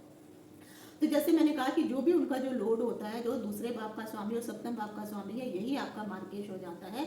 मेष लगन के लिए जैसे मैंने आपको बता दिया है, उसी हिसाब से जो है अलग अलग लग्नों का भी होता है। अगर यहाँ पर मान लीजिए इस जगह पर कोई क्रूर ग्रह आकर के, शुक्र यहाँ नहीं बैठा है, शुक्र कहीं और बैठा है, अब यहाँ पे कोई क्रूर ग्रह आ जाए, यहाँ पे कोई आकर के कोई क्रूर ग्रह आ जाता है। अभी क्रूर ग्रह मान लीजिए मंगल यहाँ पर बैठ जाए, शनि यहाँ पर बैठ जाए, राहु केतु अगर आकर के इन भावों में ही अगर आकर के बैठ जाए, तो इन भावों के साथ संबंध बनाने के कारण ये वाले ग्रह भी आपको जो है मार्गेश का ही प्रभाव देने वाले बन जाएंगे। साथ में अभी एग्जाम्पल के लिए भी जैसे मैंने अभी आपको जो है मेष लगन का आपको बताया, उसी तरह से अगर आप तुला लगन का भी अगर देखते हैं तो तुला इसके ऑपोजिट हो जाती है। तो अगर इसको लगन मार करके देखेंगे तब भी इनके लिए जो दूसरा भाव होगा और जो अष्टम भाव होगा, यानी कहीं ना कहीं हम कह सकते हैं अगर ये तुला लगन बन जाता है तो मेष राशि का जो स्वामी रहेगा, तो मेष राशि का स्वामी में एक जो यहाँ पर रहेगा, यहाँ पर उनकी 8वीं राशि आ जाएगी और यहाँ पे पहली राशि आ जाएगी। तो कहीं ना कहीं तुला लगन वालों के लिए मंगल ही मार्गेश का काम करने लग पड़ेगा। और यहाँ पर अगर जैसे मैंने कहा क्रूर ग्रह आके बैठ जाए तो कहीं ना कहीं बहुत अधिक तकलीफ आपको इससे मिलने लगती है, शारीरिक परेशानियां आपको होने लगती हैं, दुख तकलीफें इसमें जो है बहुत अधिक बढ़ जाती हैं। और साथ ही साथ कई बार तो यहाँ तक भी देखा गया है, मान लीजिए अब ये दूसरा भाव क्योंकि धन का भाव भी है, जैसे मैंने कहा क्योंकि गुरु इस भाव के कारक बन जाते हैं, तो कहीं ना कहीं हो सकता है कि आप बीमार हो जाए, परेशानी हो जाए, लेकिन किसी न किसी रूप में धन का आगमन आपकी जिंदगी में बना रहेगा। लेकिन फिर ऐसे धन का भी क्या फायदा कि वो धन आप अपने ऊपर उसको जो है यूज नहीं कर सके, या उस धन का आप उस हिसाब से उत्साहित होकर के वो काम ना कर सके। मान लीजिए आपके पास आज लाखों रुपए हैं लेकिन आप घूमने कहीं नहीं जा सकते क्योंकि आपका स्वास्थ्य ठीक नहीं है। तो जब माला ग्रहों की दशा महादशा आती है तो ये परेशानियां लगी रहती है। हाँ, ये जरूर है कि अगर धन आपके पास आ गया तो आप एक अच्छे हॉस्पिटल में जाकर के अपना इलाज करवा सकते हैं। और कई बार तो ये भी देखा गया है कि अगर धन नहीं आ रहा है, धन की वो नहीं आ रहा है, बहुत ज्यादा बुरी स्थिति है, तो धन भी गया और पैसा भी गया, तो और ज्यादा परेशानियां यहाँ पे बननी शुरू हो जाती हैं। माला ग्रहों के प्रभाव में एक चीज मैं जरूर कहूंगी कि जब भी इनकी दशा महादशा चलती है उस समय ऐसे ग्रह आपके जीवन में संघर्ष को बहुत अधिक बढ़ा देते हैं, आपके जीवन में मुश्किलें बहुत अधिक बढ़ने लगती हैं। लेकिन ये जरूरी नहीं है, आप जैसे सप्तम भाव भी अगर आपका मारक है और दूसरा भाव भी आपका मारक है, तो ये कभी मत सोचिए कि आपकी मृत्यु ही होने वाली है। ऐसा नहीं होता है, जब तक आपका उम्र का कालखंड नहीं आया है तब तक मृत्यु निश्चित नहीं होती है। हाँ, लेकिन अगर मान लीजिए गोचर के अनुसार अगर कोई भी मारक ग्रह का गोचर है, अभी जैसे अगर चंद्रमा है, किसी का चंद्रमा ही मान लीजिए यहाँ पर है, बैठा हुआ है, तो वो चंद्रमा आपका मार्केश होगी, चंद्रमा की कोई और राशि तो होती नहीं है, तो चंद्रमा जो है आपके लिए एक ही बार जो है मार्केश बनेगा, तो ज्यादा बार वो बनेगा नहीं। अब उसी हिसाब से भी देखा जाएगा कि जब जब वो चंद्रमा उस भाव में आएगा तो हर महीने जब भी वो चाहे कृष्ण पक्ष का होगा या शुक्ल पक्ष का होगा, वो जो समय रहेगा कुछ ना कुछ मुश्किलों या परेशानियों वाला गोचर के हिसाब से रहेगा। अगर छोटे ग्रह जैसे बुध मैंने बताया या शुक्र भी अगर मार्केश है तो वो एक एक महीना एक एक ग्रह जो है राशि में रहते हैं, तो वो जो एक महीना रहेगा तो थोड़ा उसके आपके लिए कष्टकारी रह सकता है। लेकिन ये भी जरूर है कि बाकी जो ग्रह होते हैं वो भी कहीं ना कहीं आपके लिए फेवरेबल होते हैं। लेकिन जब भी मार्गेश ग्रहों की दशा महादशा चलती है उस समय स्वास्थ्य से संबंधित जरूर गंभीर परेशानियां देखने को मिलती हैं। जीवन में बहुत सारे आपके काम होते हैं, आपको लगता है बस ये काम बनने वाला है, लेकिन वो काम जो है बनते बनते बिगड़ जाता है। अचानक ही कुछ आपके जीवन में आकस्मिक दुर्घटनाएं होनी शुरू हो जाती हैं, बीमारियां अचानक होनी शुरू हो जाती हैं, अचानक आपके ऊपर कोई आर्थिक संकट भी आ सकता है, मृत्यु तुल्य कष्ट भी झेलने पड़ सकते हैं। तो ये सब चीजें भी होती हैं। लेकिन अगर इतना सारा प्रभाव नहीं हो तो जरूर कहीं ना कहीं मानसिक संताप तो ये ग्रह जरूर देकर के जाते ही हैं। और खास करके कि जैसे मैंने कहा कि हर लगन के अनुसार जब भी मारक ग्रह होगा सबके लिए अलग अलग मार्गेश ग्रह बन जाते हैं। तो कारक ग्रह और मारक ग्रह का जो प्रभाव है ये अलग अलग पड़ता है। लेकिन एक चीज ये भी हो जाती है कि मान लीजिए एक जगह पर तो वही ग्रह जो है आपका कारक बन के बैठा है और एक जगह वहीं पर जो है मारक होकर के भी बैठा है। अभी एग्जाम्पल के लिए अभी जब मैं लगन आएंगे तब मैं उसमें बताऊंगी कि कारक ग्रह जैसे मैंने आपको बताए हैं। अभी जैसे मान लीजिए ये मेष राशि लगन है, मेष लगन के लिए जब हम जब हम कारक ग्रहों की बात कर रहे थे तो मेष लगन के लिए भी अगर आप देखेंगे तो कारक ग्रह एक तो ये जैसे गुरु है, मंगल है, ये इस भाव के सारे कारक बन जाते हैं। लेकिन अब यहाँ पे भी अगर आपको देखना होगा कि जो मेष लगन है, मेष लगन के लिए मार्केश मैंने आपको ये 2 मार्केश बताए हैं। तो अब यहाँ पे जो कारक ग्रह होंगे तो कारक ग्रहों की राशियों को भी देखना पड़ेगा कि कहीं वो मारक ग्रहों की राशियों के साथ तो युक्ति संबंध तो नहीं बना रहे हैं, या कहीं कारक ग्रह की एक राशि मार्केश में मारक ग्रह में पड़ी है और एक कारक में पड़ी है। तो अगर कोई भी राशि आपकी कारक ग्रह में भी है और मारक में भी है तो यकीन मानिए ऐसी उन चीजों को जो है मारक का प्रभाव नहीं मिलता है, फिर कारक का ही शुभ फल मिलने लगता है। और खासकर ऐसी राशियां जो मूल त्रिकोण की होती हैं, जो अपना 75% का प्रभाव, जैसे अगर मैंने तुला की बात की है या वृष की बात की है तो विष में राशि के जो मालिक है वो शुक्र है, तो शुक्र विष राशि में अपना 25% का और तुला राशि जो कि मूल त्रिकोण की बन जाती है तो वहां पर वो जो है 75% का प्रभाव देने वाले हो जाते हैं। अब मान लीजिए किसी के लिए जो है वृष राशि जो है मारक बन जाती है और तुला राशि जो है और कारक बन जाती है, तो अगर क्योंकि 75% का प्रभाव तुला राशि के ऊपर शुक्र का रहता है तो वहां पर जो 25% का प्रभाव जो वृष राशि के ऊपर पड़ेगा तो मारक का इतना बुरा प्रभाव फिर आपके ऊपर नहीं पड़ने वाला होता है। अब आ जाते हैं कि आखिर अति मारक क्या होता है। तो जैसे अब आपको मैंने कारक समझा दिए, मारक समझा दिए, जब हम अति मारक की बात करते हैं तो अति मारक में आपको भावों को जरूर देखना है। तो जो मारक के लिए जब देखेंगे, एक तो मैंने आपको कहा जो दूसरा भाव है ये आपको देखना है, फिर आपको ये तीसरा भाव देखना है, ये देखिए हमें टिक कर लूं, दूसरा भाव, तीसरा भाव आपको देखना है, फिर आपको जो है छठा भाव देखना होगा, फिर ये सप्तम भाव क्योंकि ये मार्केश होता है, फिर ये अष्टम भाव क्योंकि ये भी दुखदायी स्थान माना जाता है, उसके बाद जब ये एकादश भाव आता है और ये द्वादश भाव आता है।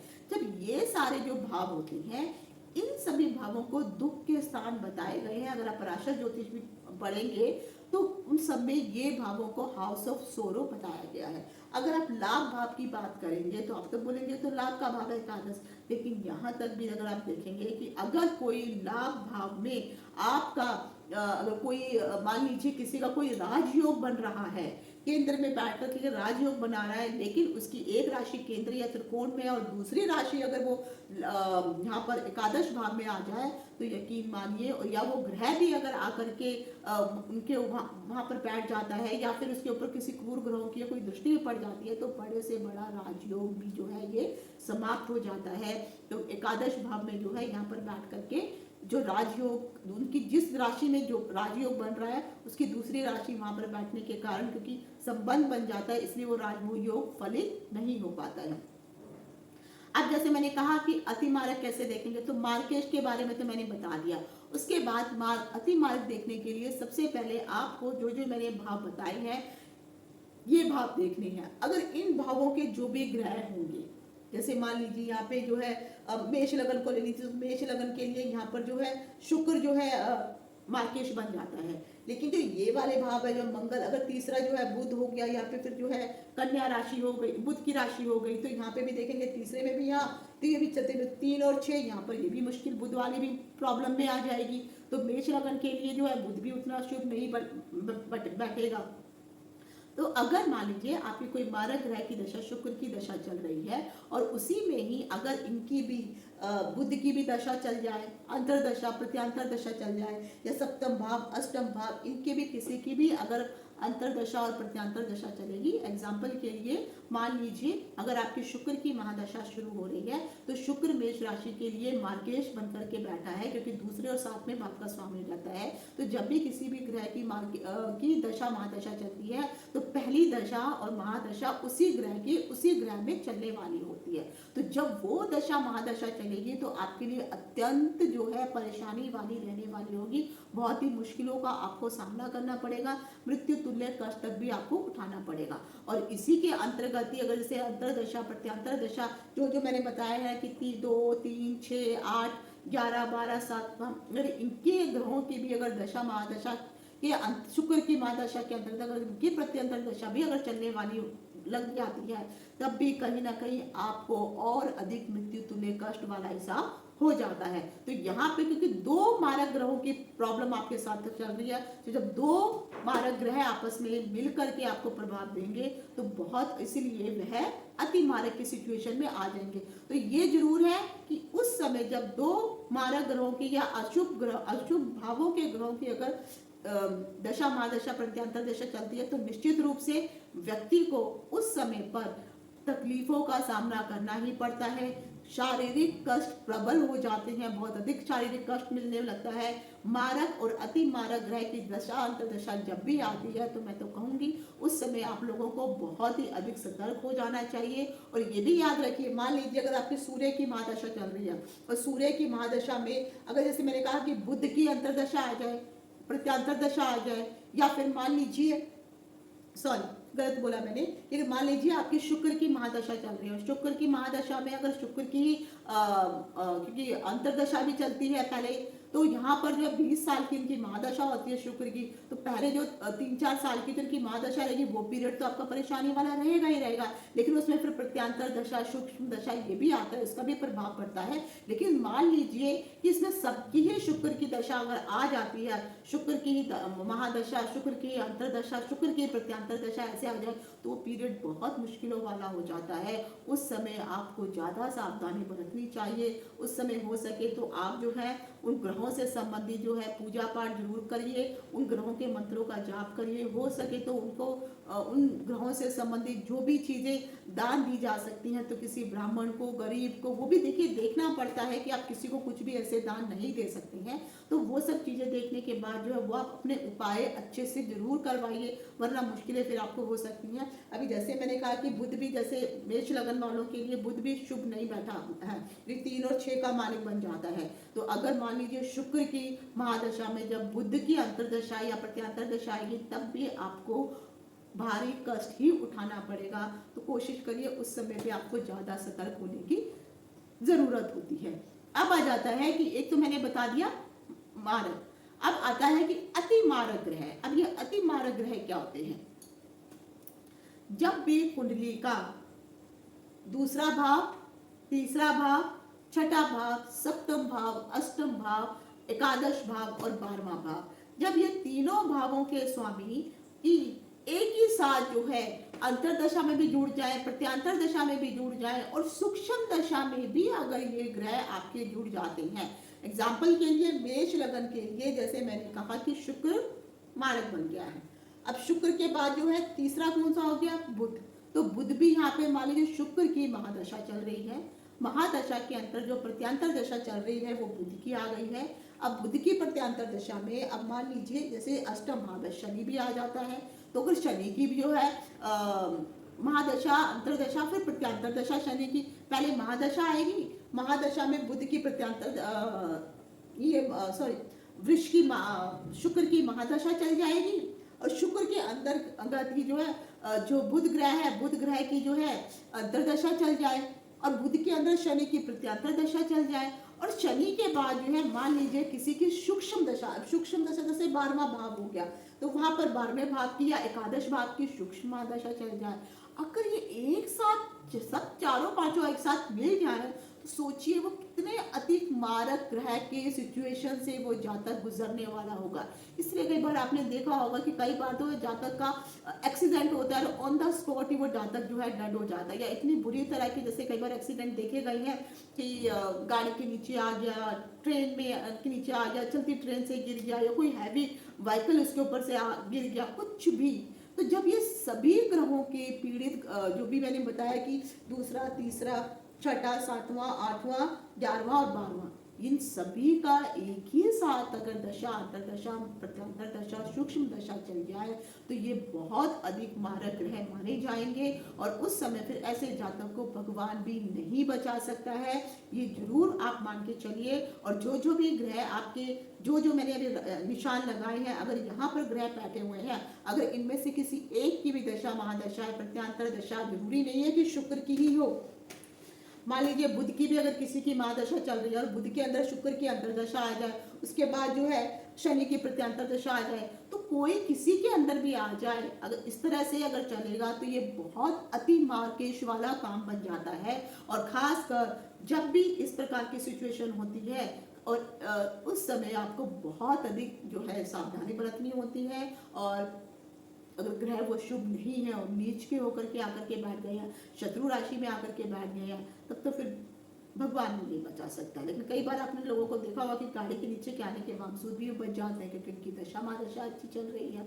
एक चीज जरूर आपको ध्यान रखना है कि जो आपके जो केंद्र में बैठे हुए जो भाव होते हैं, अगर केंद्र में अभी जैसे मान लीजिए सप्तम भाव जो है ये केंद्र ही पड़ जाता है, लेकिन कहीं ना कहीं जो है सप्तम भाव में क्योंकि मृत्यु का स्थान भी माना जाता है, तो इसलिए केंद्र में सबसे कमजोर भाव इसी भाव को माना जाता है। तो अगर इस भाव का स्वामी कहीं पर कारक होकर के अगर बन जाता है, तो ये आपको जरूर देखना होता है कि अगर एक कारक में और मारक में है तो फिर उतना अधिक प्रभाव आपको नहीं मिलेगा। लेकिन दोनों ही अगर मार्केश में आकर के बैठ गए, जैसे मेष लगन के लिए हो गया है, तो फिर जरूर आपको मुश्किलों का सामना करना पड़ सकता है। अगर तो आगे चल के जब भी कभी भी अगर आपके पास इतनी सारी अचानक परेशानियां आनी शुरू हो जाती हैं और आपको रास्ता नहीं सूझ रहा होता है, तो कहीं ना कहीं आप कह सकते हैं कि ये जो समय आपके लिए सही नहीं है। उसके बाद आता है बाधा ग्रह। बाधा ग्रह मैं आपको बाद में बताऊंगी, उससे पहले मैं आपको भाग्य उदय कारक के बारे में बताती हूँ। तो ये जो आपका ग्रह है भाग्य उदय कारक, आखिर ये भाग्य उदय कारक ग्रह होते क्या है? ज्योतिष में ये बताया गया है कि भाग्य उदय कारक ऐसे ग्रह होते हैं जो व्यक्ति के जीवन में किसी भी प्रकार की कोई भी बड़ी मुश्किल आने वाली हो या कुछ परेशानियां हो, तो उन परेशानियों को वो खत्म कर देते हैं, जातक को बड़ी सफलताएं दिलाने लगती हैं।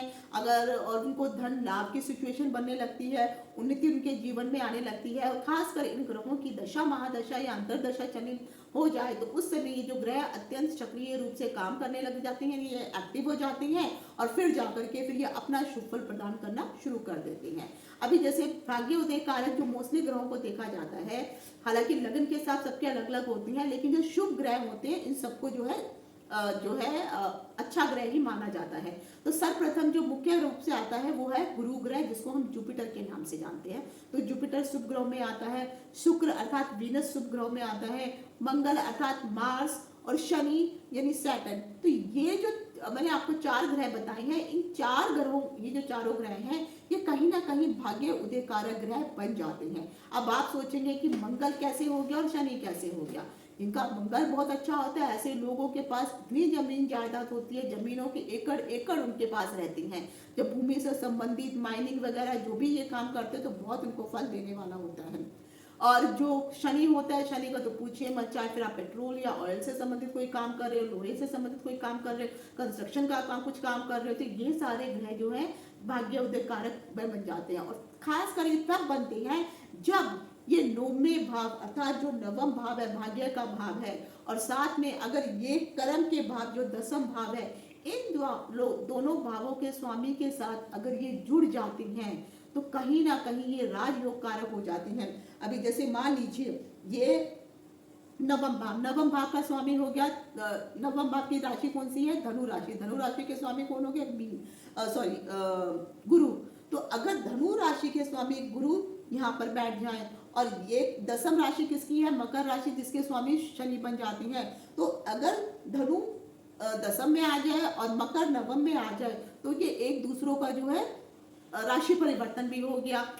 तो राशि अब यहाँ पे क्या होगा कि 9वीं का 10वीं में और 10वीं का 9वीं में, जब ये 9वीं का 10वीं और भाग्य का कर्म स्थान में और कर्म स्थान का भाग्य स्थान में ग्रह आकर के बैठ जाता है तो राजयोग कारक बन जाता है। और इस प्रकार से भाग्य स्थान जो होता है और जो कर्म स्थान होता है, यानी ऐसा जातक जो भी काम करेगा भाग्य का तो साथ मिलेगा ही मिलेगा और उसको अपने कार्यों में सफलता भी प्राप्त होगी और फिर वो दिन दुगनी रात चौगुनी करने वाले बन जाते हैं। और खासकर जब इन दोनों में इस तरह से राशि का परिवर्तन अगर हो जाता है, भाव का एक्सचेंज हो जाता है, तो कहीं ना कहीं विशेष सुख परिवर्तन देखे जाते हैं। तो ऐसे जातक की मेहनत भी रंग लाती है और किस्मत भी कहीं ना कहीं उनको साथ देने वाली मिल जाती है। तो कई बार आपने देखा होगा कि एक आदमी जो है दिन रात मेहनत कर रहा है, कुछ मिल नहीं रहा है, लेकिन एक आदमी ने जो है एक मान लीजिए एग्जांपल के लिए दोनों आदमियों ने एक ही समय पर काम शुरू किया। अब एक आदमी दिन रात मेहनत कर रहा है लेकिन फल नहीं मिल रहा, लेकिन एक आदमी ने जो है मेहनत की और किस्मत ने भी साथ दिया और वो दिन दुगनी रात चौगनी करके एक दुकान से 4 दुकानें उसने और बना ली। तो इस प्रकार से इसका सुफल जो है जो है नवम और दसम में अगर ये एक्सचेंज हो जाते हैं तो कहीं ना कहीं शुभ फल मिलने लगता है।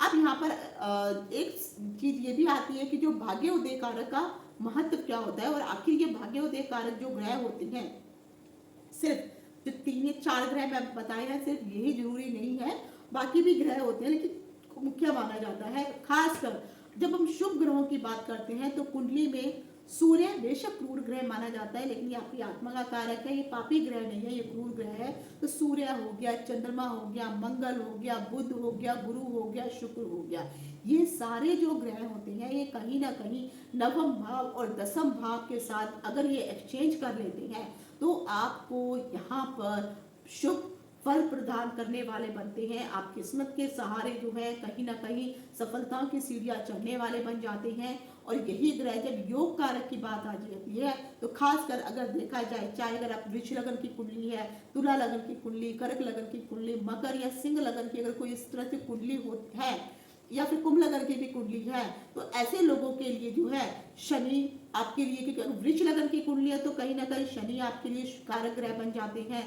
फिर तुला के लिए भी जो है बन जाएंगे, फिर ऐसे मंगल हो गया, शुक्र हो गया, ये सारे जो ग्रह हैं कहीं ना कहीं इन लगनों के लिए कारक ग्रह बन जाते हैं और बाद में जातक को अपार सफलता प्रदान करने लगते हैं। और जब इन्हीं ग्रहों की दशा महादशा अंतरदशा चलती है तो कहीं ना कहीं आप लोगों का भाग्य उदय होने लगता है।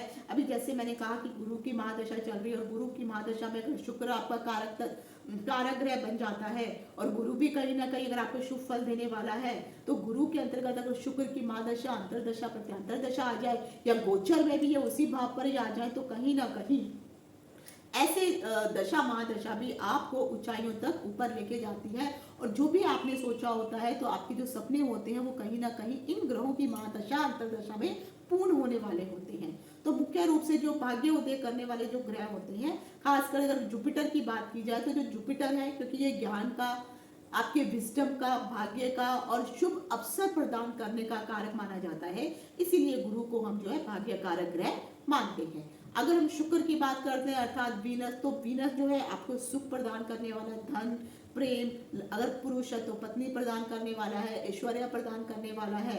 तो कहीं ना कहीं इन सभी चीजों का प्रतीक जो है शुक्र माना जाता है और धन संपत्ति लग्जरी इन सबका कारक शुक्र है ही है, इसीलिए शुक्र भी भाग्य कारक माना जाता है।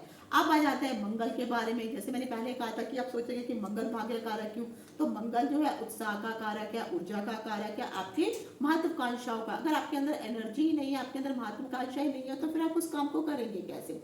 तो अगर आपका मंगल मजबूत होता है और अगर वो एक्सचेंज में भी हो जाता है नवम और दशम के हिसाब से, तो कहीं ना कहीं करियर का जो है लाइफ जो है आपकी आगे बढ़ने लगती है। प्रोफेशनल लाइफ में आपको जो कहीं ना कहीं इससे फायदा मिलने लगता है और एनर्जेटिक होकर के उस काम को करना शुरू करते हैं।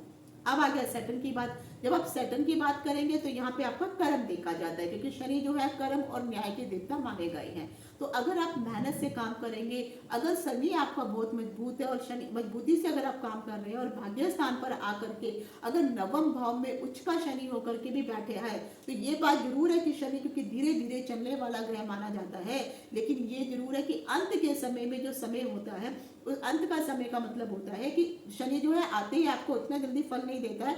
जैसे जैसे वो आगे बढ़ता है तब जाकर के, यानी वो 18 से लेकर के 20-25 के आसपास के जब अंशों पे आता है ना, तब शनि बहुत अच्छा फल देना शुरू कर देता है।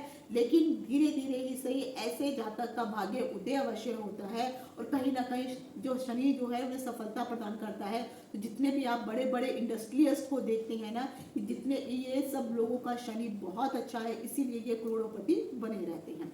तो अगर मैं टोटल संक्षेप में भी करूं, अगर इसका मैं समरी भी बना दूं, तो समरी यही कहेगी कि जो भी भाग्य उदय कारक ग्रह आपकी कुंडली में है, अगर वह शुभ भावों में है, अपने राशि में है, मित्र राशि में है, उच्च के होकर के बैठे हैं और नवम और दसम या त्रिकोण के साथ मिलकर के भी अगर ये कोई विशेष जो है अपना परिवर्तन योग राजयोग बना रहे हैं, तो जब भी इन ग्रहों की दशा महादशा चलेगी तो अचानक व्यक्ति के जीवन में पॉजिटिव बदलाव आने शुरू हो जाते हैं, पॉजिटिविटी काम करती है, सफलताएं कदम चूमने लगती हैं और जीवन का कोई भी क्षेत्र हो, चाहे आपका करियर का क्षेत्र हो जिसमें वो धन हो गया, करियर हो गया, समाज हो गया, इन सब क्षेत्रों में आपको उन्नति प्रदान करने वाला बन जाता है। अंत में आ जाता है बाधक ग्रह, क्योंकि मैंने कहा था बाधक ग्रह के बारे में मैं अंत में बताऊंगी। तो जब हम बाधक ग्रह की बात करते हैं, बाधक से ही जैसे आपको समझ में आ गया होगा कि बाधाएं पहुंचाने वाला, ज्योतिष के अनुसार जो भी ग्रह आपके जीवन में बाधाएं पहुंचाता है, परेशानियां उत्पन्न करता है, आपके बनते हुए कामों में रुकावट पैदा कर देता है, कष्ट आपके जीवन में आते रहते हैं, तो आप ये कह सकते हैं कि कहीं ना कहीं आपके बाधक ग्रहों की दशा जरूर चल रही है। इसीलिए बाधक ग्रह अपनी दशा महादशा में बहुत अधिक अशुभ फल प्रदान करने वाले बन जाते हैं, बहुत अधिक हानि पहुंचाते हैं। और यह जिन जिन भावों के भी स्वामी होते हैं और उनके जो भी कारक तत्व होते हैं, उन कारक तत्वों में ये कमी उत्पन्न कर देते हैं। और खासकर जो भी व्यक्ति होता है, सबके क्योंकि लग्नों के अनुसार बाधक ग्रह बदल जाते हैं, तो विशेष कुंडली के अनुसार जो भी बाधक ग्रह होता है अपने अशुभ प्रभावों के कारण जो है आपको बहुत अधिक विफलताएं देखनी पड़ जाती हैं। और ये सबसे ज्यादा अशुभ फल तब दे देती हैं जब कहीं ना कहीं ये जो है मारक ग्रहों के साथ और बाधक ग्रहों का अगर आपस में कहीं ना कहीं मिलन मिलाप हो जाए, इनकी दशा महादशा अंतरदशा अगर इस तरह आ जाए, तब तो आपको जो है परेशानियों का सामना उठाना भी पड़ता है। कुंडली में जब भी कोई भी ग्रह इस प्रकार से आपको प्रभाव देने लगते हैं, तो आप कह सकते हैं कि कुंडली के अगर राजयोग भी अगर आपके कुंडली में लिखे हुए हैं, तो वह राजयोगों को भी विफल करने वाले बन जाते हैं। और बाधक ग्रह सबसे अधिक अशुभ फल भी तब प्रदान करते हैं जब वह खासकर आपका दूसरा भाव, यानी जो आपका मृत्यु का भाव है, तो दूसरे भाव, सप्तम भाव और अष्टम भाव, यहाँ पर आकर के अगर ये ग्रह स्थित हो जाती हैं किसी भी राशि में आकर के, खासकर मैं तो कहती हूँ अगर नीच के होकर के या शत्रु राशि के होकर के अगर ये इन दूसरे, सातवें और अष्टम भाव में आकर के बैठ जाते हैं, और जैसे मैंने कहा है क्योंकि ये जो है मृत्यु के ही भाव गिने जाते हैं, तो जब यहाँ पर आकर के बैठ जाएंगे तो वहां पर वह उनकी जो शुभता होगी उसको खत्म कर देंगे और अशुभता को बढ़ा देंगे। और सबसे ज्यादा जो है इसका प्रॉब्लम जब जातक के जीवन में इनकी दशा महादशा चलती है बहुत अधिक देखने को मिलता है। और आपको ये भी देखना होगा कि जो ये भावों के, जो मैंने आपको दूसरा, सातवां और अष्टम भाव बताया है, इस भाव में अगर कोई ग्रह नहीं बैठा है तो इस ग्रह का स्वामी अर्थात तो असेंडेंट है वो कहाँ पर आकर के बैठा है, ये भी आपको देखना पड़ेगा। तो फिर उस ग्रह से संबंधित जब भी दशा महादशा अंतरदशा चलेगी, तब वहां पर आपको परेशानियां होंगी। तो अलग अलग क्षेत्रों में परेशानियां देखने को मिलेंगी, चाहे वो धन से संबंधित हो, चाहे वो स्वास्थ्य से संबंधित हो, रिश्तों से संबंधित हो, तो किसी ना किसी रूप में आपको जो है परेशानियों को जो है उठाना ही पड़ेगा। और उस समय आपको बहुत अधिक संभल के रहने की जरूरत होती है। मैं तो कहूंगी कि एक एक कदम पे फूक फूक करके चलना आपके लिए सही माना जाता है। अब प्रश्न ये आएगा कि आखिर बाधक ग्रहों का निर्धारण किया कैसे जाए। तो जब भी हम बाधक ग्रह की बात करते हैं तो बाधक ग्रह हमेशा लगन के अनुसार जो है अलग अलग बन जाते हैं। तो आपको ये पता होगा, अगर ज्योतिष की नॉलेज है आपको, तो जो भी हमारी राशियां हैं वो 3 प्रकार में बांटी गई है। एक चर लगन में, एक उसके बाद जो है स्थिर लगन में, और उसका है दूसरा है द्विस्वभाव में। तो जब ये राशियां आ जाती हैं, इस राशि जो मैं राशियां आपको बताने वाली हूँ, अगर आपकी लगन इन राशियों से संबंधित है, तब आपको मैं बताऊंगी कि कौन सा जो भाव होगा वो आपके लिए बाधक भाव बन जाएगा।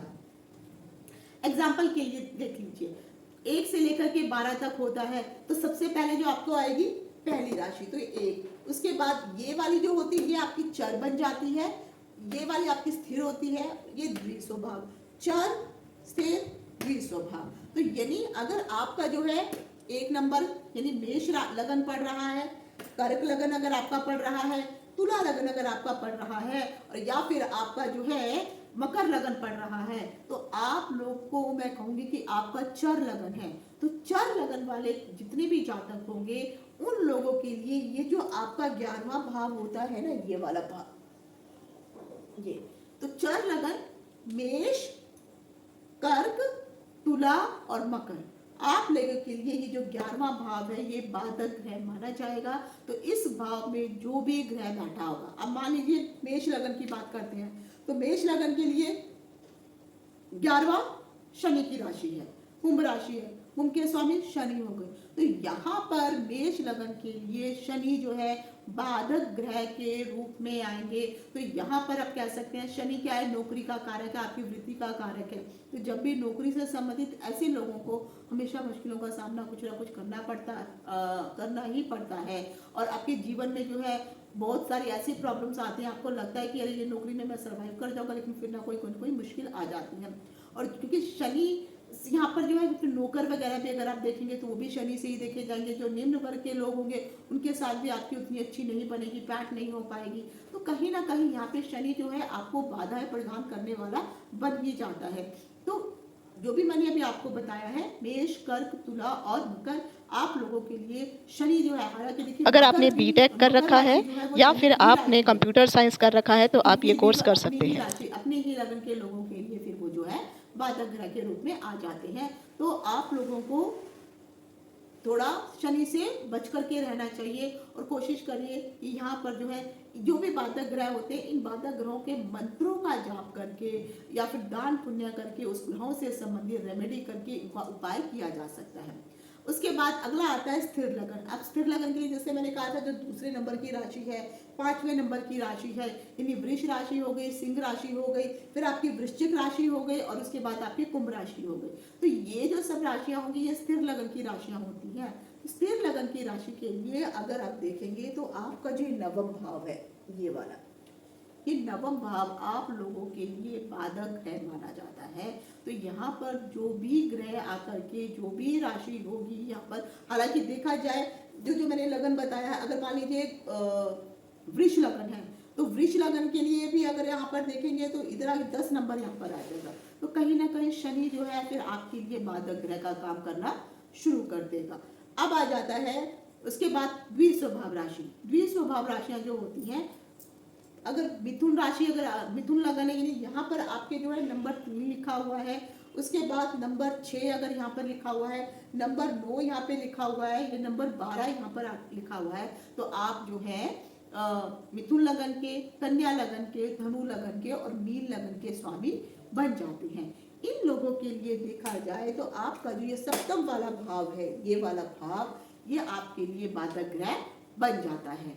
अब यहाँ पर बैठ करके, क्योंकि सप्तम भाव एक तो मारक क्योंकि मृत्यु का कारक होता है, सप्तम भाव आपके विवाह का भी कारक होता है, इसीलिए यहाँ पर सप्तम भाव जो है बाधक का काम आप लोगों के लिए करने वाला होता है। वहाँ पर अगर हम देखेंगे तो जो मिथुन लगन है, तो मिथुन लगन के लिए अगर सप्तम भाव देखेंगे तो सप्तम भाव का जो भी स्वामी रहेगा तो वह आपके लिए बाधक ग्रह बन जाएगा।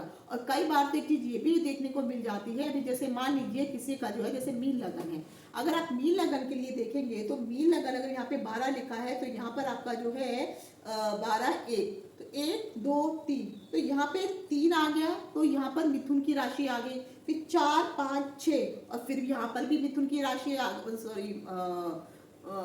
बुध राशि आ गई। तो मिथुन का स्वामी भी बुध हो गया, कन्या का भी स्वामी बुध हो गया।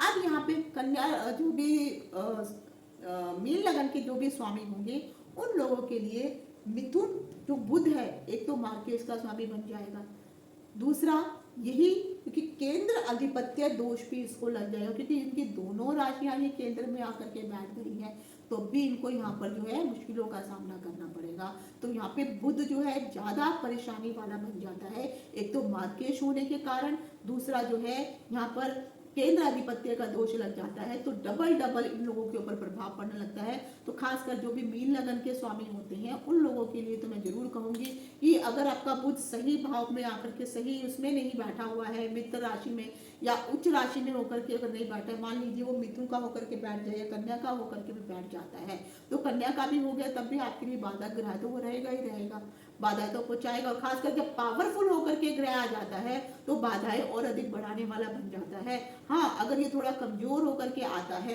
तब फिर उतनी ज्यादा बाधाएं नहीं पहुंचाने वाला बनता है, लेकिन उच्च का ग्रह और स्वयं राशि का ग्रह अगर बाधक बन जाता है तो मुश्किलें बढ़ जाती हैं। अब आप पूछेंगे कि किस प्रकार की मुश्किलें बढ़ती हैं, तो सर्वप्रथम जब भी बाधक ग्रह की दशा महादशा अगर आपके ऊपर चलेगी तो कहीं ना कहीं आपको धन हानि से संबंधित मुश्किलें होंगी, आर्थिक परेशानियां, कर्जे आपके सर पे चढ़ जाएंगे, करियर में कुछ ना कुछ रुकावटें आ जाएंगी, आपकी जो भी रिलेशनशिप है उसमें परेशानियां होने शुरू हो जाएंगी, तो टेंशन आपकी बढ़ जाएंगी। तो ये सब बाधक ग्रह जो है परेशानियां पहुंचाने वाले होते हैं। फिर कई बार स्वास्थ्य की परेशानियां भी ऐसे ग्रह दे देती हैं, ऐसी ऐसी बीमारियां लाइलाज लंबी लंबी बीमारियां होनी शुरू हो जाएंगी। अगर मीन लगन वालों के लिए बात की जाए तो अगर आपका बुध ठीक नहीं है तो स्किन से संबंधित कोई इशू हो जाएंगे। और जो बुध ग्रह है वाणी का कारक है, तो आपकी जो वाणी है उतनी ठीक ठाक नहीं होगी, स्पीच उतनी क्लियर नहीं होगी, वाणी से संबंधित कुछ ना कुछ इशू होंगे। तो ये सब चीज़ें जो है फिर देखने को मिलेंगी।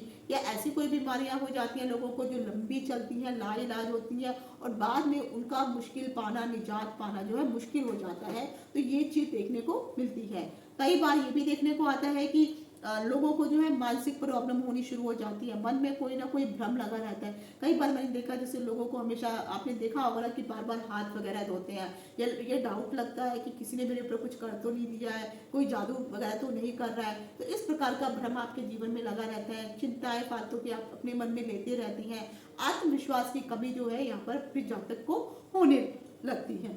अब एक चीज यहाँ पर ये है कि ज्यादा अशुभता भी ये बहुत अधिक बन जाता है अगर यहाँ पर पापी ग्रह आ जाते हैं। पापी ग्रह में जैसे शनि हो गया, मंगल हो गया, राहु हो गया, केतु हो गया, और अगर सूर्य भी यहाँ पर जो है क्रूर होकर के अगर आ जाता है, तो ये जो ग्रह अगर इन भावों में आ जाते हैं तो कहीं ना कहीं 6, 8, 12 में अगर आकर के ये ग्रह बैठ जाते हैं तो बहुत अधिक अशुभ फल देने वाले बन जाते हैं। तो ये मैंने आज आपको बताया है।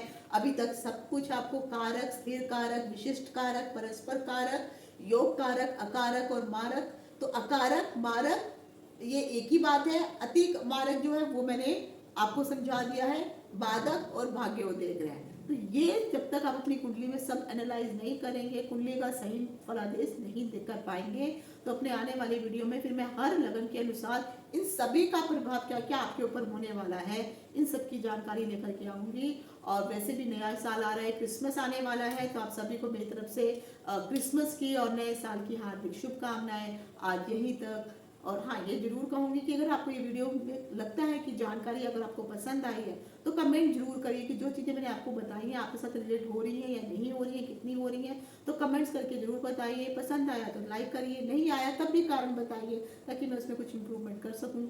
आज यहीं तक। इति शुभम। नमस्कार।